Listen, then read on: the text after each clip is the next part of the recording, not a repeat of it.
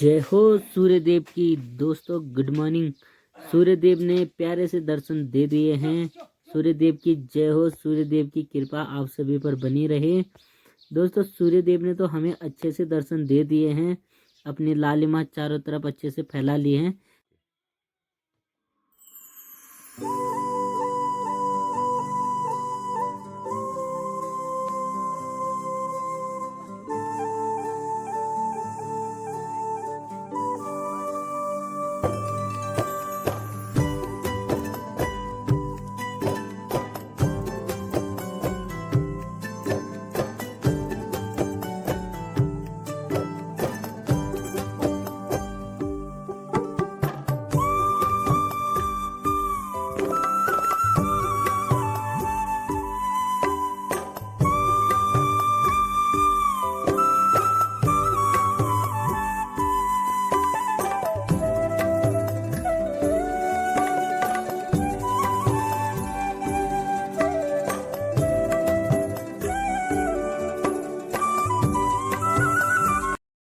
सुबह सवेरे लेकर तेरा नाम प्रभु, करते हैं हम शुरू आज का काम प्रभु। तो दोस्तों ठीक इसी तरह की प्रार्थना अभी हमारे जूनियर हाई स्कूल और प्राइमरी में हो रही है। तो अभी सुबह के ठीक 9 बज चुके हैं और हमारे ब्लॉग की स्टार्टिंग भी हो रही है दोस्तों। तो सबसे पहले आप सभी को मेरा प्यार भरा प्रणाम। कैसे हो आप सब? मैं उम्मीद करता हूँ कि दोस्तों आप सब मस्त होंगे, स्वस्थ होंगे और हम भी एकदम बढ़िया हैं। तो दोस्तों आज के नए दिन की शुरुआत, नए ब्लॉग की शुरुआत कर लेते हैं। तो चलिए दोस्तों, मैं जा रहा हूँ अभी नाश्ता वगैरह करके, घर के सारे कामकाज, छोटे मोटे कामकाज निपटाने के बाद मैं जा रहा हूँ दुकान पे। तो दोस्तों ये जो गाड़ी आप देख पा रहे होंगे, ये गाड़ी है अपने अजय भाई की, जो कि कसानी से है। दोस्तों ये गाड़ी गांव से और दिल्ली तक चलती हैं। तो दोस्तों इनका गांव से और दिल्ली तक का रूट है। अगर आप में से किसी को भी जाने की, गांव से दिल्ली जाने की या दिल्ली से गांव आने की आवश्यकता हो, तो दोस्तों गाड़ी के लिए इनसे संपर्क आप कर सकते हैं।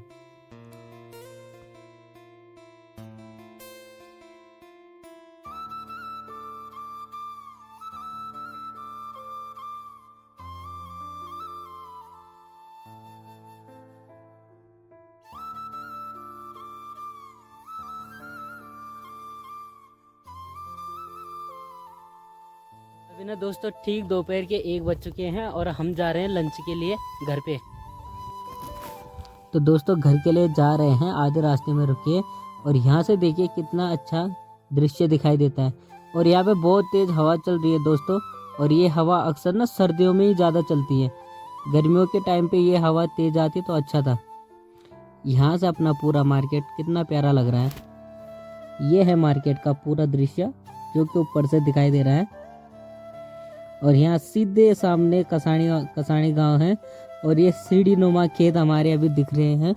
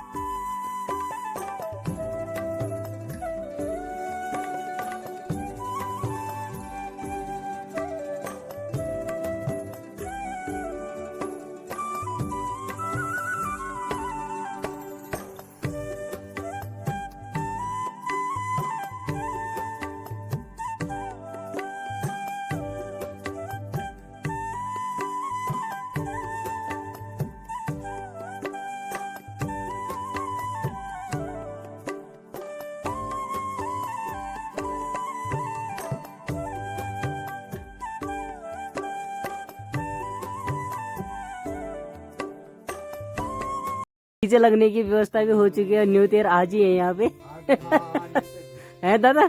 न्यू ईयर कह दें जी आज।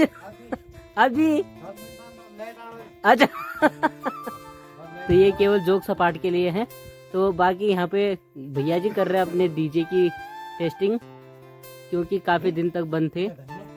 बुकिंग के बाद से वो अभी चला रहे हैं इन्हें, और पिछले दिनों उन्होंने माइक की टेस्ट की थी। बाकी यहाँ पे मैं ठीक आ चुका हूँ दोबारा दोस्तों निरंकार के चौक में। ओ है तो मैं बिल्लांद ठीक दोस्तों, यहाँ पे खाने की व्यवस्था भी हो चुकी है हमारी। दोपहर के लंच की व्यवस्था भी हो चुकी है, और ये रख दिए हैं रिंकी बहन ने मेरे लिए चावल, और अभी बन रखे हैं छोले और चावल। अरे वाह, तो आज तो बिल्कुल छोले बन रखे हैं स्पेशल। ये चावल को ज़्यादा रख दिए मेरे लिए। बाकी दोस्तों काम के साथ साथ ना ब्लॉगिंग करना भी बहुत ज़रूरी है। और अब मैं जाऊंगा दुकान पे, क्योंकि खाना पीना भी अब हमारा हो चुका है, और शाम के ठीक 3 भी बज चुके हैं। तो अब मैं जाऊंगा दुकान पे। नमस्कार, शाम का वक्त हो चुका है, रात 7 बज चुके हैं, और मैं भी ठीक तरीके से अपने घर पहुंच चुका हूं। तो दोस्तों आज मैं आपके साथ एक छोटी सी कहानी शेयर करना चाहता हूं, जो कि कहानी का सार है कि प्रभु मतलब ईश्वर हैं, हमें दिखते नहीं हैं, बाकी भगवान तो हैं। एक प्रवीण नाम का एक व्यक्ति था, जो एक केमिस्ट्री की दुकान चलाता था, यानी कि डॉक्टर था। तो दोस्तों उसके पिताजी ने उसे सिखा रखा था कि मतलब दवाइयों की नॉलेज वगैरह उसको सब चीज़ थी, सब दवाइयों की उसको नॉलेज थी। बस वो भगवान की जो भक्ति है, बस जो भगवान है उसमें वो विश्वास नहीं करता था। वो हर किसी आने जाने वाले से यही कहता था कि भगवान नहीं है। तो लोग आते थे अपनी दवाइयाँ वगैरह उससे लेके और निकल जाते थे। लोग कहते थे कि अपना काम बन रहा है तो इनकी बातों को क्या सुनना। तो दोस्तों उसकी एक बुरी आदत थी कि वो ताश खेलता था। जब भी उसे खाली टाइम मिलता था तो वो अपने दोस्तों के साथ ताश खेलने लग जाता था। मतलब एक बार क्या होता है कि दुकान क्लोजिंग का टाइम होता है और सभी लोग इधर उधर चले जाते हैं, तो वो क्या करता है कि उसके दोस्त आ जाते हैं और वो एक साथ बैठ के और ताश खेलने लग जाते हैं। अब जब वो ताश खेल रहे थे तो वो बड़ा व्यस्त हो गया था, ताश खेलने में बहुत ही बिजी हो गया था मतलब। तो ताश खेलते खेलते क्या होता है दोस्तों कि अचानक से लाइट चली जाती है, और लाइट जाने के बाद एक लड़का उनकी दुकान में आता है और कहता है कि भैया मुझे जल्दी से दवाई दे दो, मेरी माँ बहुत बीमार है, मतलब उनकी बहुत ज़्यादा तबीयत ख़राब है, इसलिए मुझे दवाई चाहिए। तो उसको तो बड़ा घमंड था खुद पे कि मतलब मुझे दवाइयों की सारी नॉलेज है। मतलब अंधेरे में ही उसे सब पता था, मतलब उसे सब पता था कि कौन सी दवाई मैंने कहाँ रखी है, क्या रखी है, उसको सारा ज्ञान था। उसने दवाई उठाई और उस बच्चे के हाथ में दी और चल दिया। थोड़ी देर में रात काफ़ी हो गई, लाइट नहीं आई, बारिश हो रही थी। तो उसके बाद उसके दोस्त भी चले गए। अब जब दोस्त उसके चले गए तो ठीक कुछ टाइम बाद लाइट आ गई। और जब उसने देखा कि मैंने यहाँ से दवाई उठा के उस बच्चे को दी है, तो दोस्तों वो बड़ा आश्चर्य में पड़ गया और बहुत दुखी हो गया, क्योंकि जो उसने छोटी सी बोतल उस बच्चे को दी थी, तो दोस्तों वो जो दवाई थी वो थी चूहे मारने की। तो तब उसे एक बात याद आई जो उसके पिताजी ने उसे बता रखी थी कि बेटा अगर ज़िंदगी में तुम कभी भी परेशान हो जाते हो तो भगवान को ज़रूर याद करना। भगवान को याद करने से हमारी परेशानियां जो हैं वो ख़त्म हो जाती हैं। हमें एक बहुत बड़ी उम्मीद मिल जाती है कि हम आगे बढ़े, मतलब बहुत बड़ा सहारा मिल जाता है।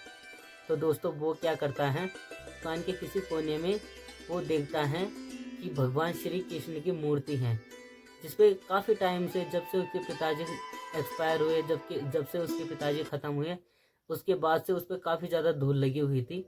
तो दोस्तों वो क्या करता है कि उस धूल को साफ़ करता है, और साफ़ करने के बाद भगवान के सामने हाथ जोड़ के कहता है कि हे प्रभु, आज मुझसे इतनी बड़ी गलती कैसे हो गई, अब मैं क्या करूं।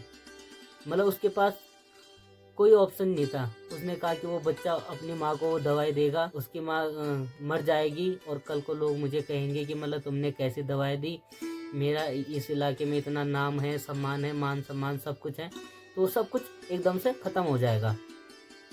तो दोस्तों वो क्या करता है, सोच में पड़ जाता है और इतने में लाइट भी आ जाती है और वो बच्चा भी वापस आ जाता है। अब वो उस बच्चे को देखता है और हाँफते हुए उस बच्चे के पास जाता है और वो बच्चा कहता है, भैया जी मुझे ये दवाई फिर से दे दो। तो उसने कहा, बेटा जो मैंने तुम्हें दवाई दी थी वो दवाई कहाँ है? तो तो वो बच्चा कहता है कि मेरी माँ की तबीयत बहुत ज़्यादा ख़राब थी, इसलिए मैं वो दवाई लेके अपनी माँ के पास भागते भागते जा रहा था।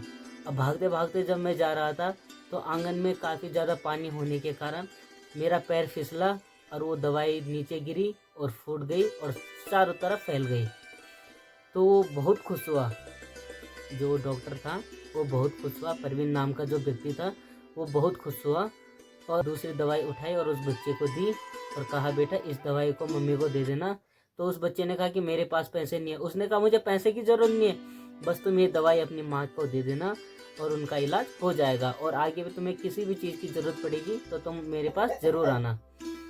तो फिर दोस्तों वो भगवान के पास गया और उसने भगवान को धन्यवाद कहा कि हे प्रभु आज तुमने मुझे बचा लिया। तो इसलिए कहते हैं दोस्तों, इस कहानी का सार ये है कि मतलब हमें कभी भी भगवान के प्रति नास्तिक नहीं होना चाहिए। भगवान में हमारी श्रद्धा, विश्वास और भगवान के प्रति हमारी श्रद्धा विश्वास जरूर होना चाहिए। मतलब मेरा कहने का मतलब यही है कि भगवान के प्रति हमारी जो श्रद्धा है वो जरूर होनी चाहिए। भले ही भगवान अदृश्य हैं लेकिन मन में विश्वास जरूर होना चाहिए। तो दोस्तों इसी के साथ अपने इस ब्लॉग को मैं आज यहीं पे एंड करता हूँ। उम्मीद करता हूँ कि आपको आज का ब्लॉग पसंद आया होगा।